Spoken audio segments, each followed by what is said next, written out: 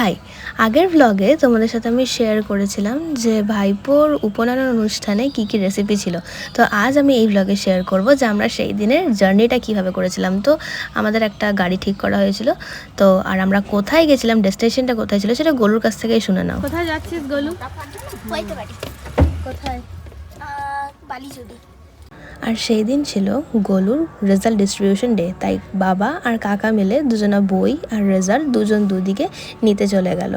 তো তারপরে আমরা সেখান থেকে বেরোলাম আমাদের উপনয়নের অনুষ্ঠানের উদ্দেশ্যে। যদিও রাস্তায় ট্রাফিক থাকার কারণে আমাদের পৌঁছাতে প্রায় অনেকটাই দেরি হয়ে গেছিলো। আমরা ওখানে পৌঁছেছিলাম প্রায় 2:20।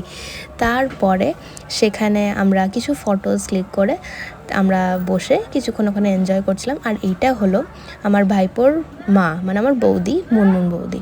তো তারপরে সেখানে লেমনেড খেয়ে আমরা কিছুক্ষণ রিফ্রেশমেন্ট করলাম, যতক্ষণ না আমাদের বসার জায়গা আমরা পাচ্ছিলাম খাওয়ার জন্য। তো এইভাবেই সেই দিনের ফার্স্ট পার্টটা তোমাদের সাথে আমি আজকে শেয়ার করলাম।